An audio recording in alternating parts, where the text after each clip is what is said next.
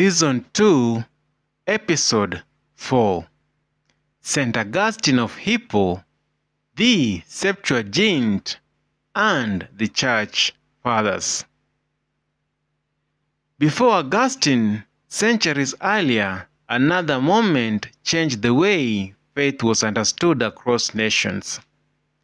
Alexander the Great's conquest spread Greek culture from Macedonia to Egypt. When he founded the city of Alexandria in Egypt, it became a center of learning and translation. It was here, under the patronage of Ptolemies, that Jewish scholars from the 12 tribes of Israel were invited to translate the Hebrew scriptures into Greek. This translation became known as Septuagint.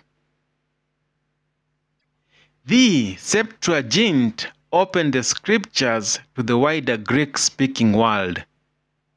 Africa, through Alexandria, became a vessel through which the word of God traveled into the language of the empire.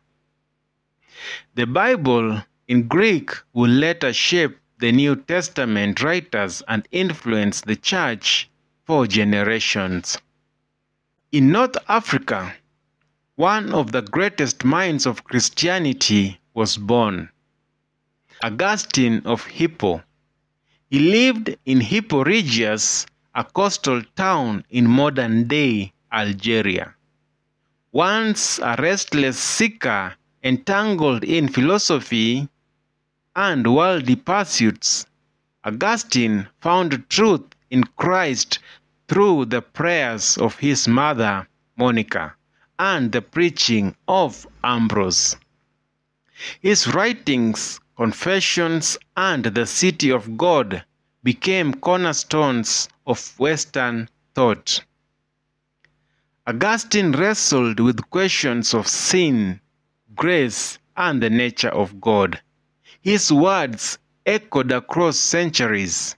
Our hearts are restless until they rest in you, O Lord.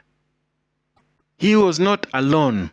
Africa gave the church thinkers like Tertullian, who coined the word Trinity, and Cyprian of Carthage, who taught on church unity.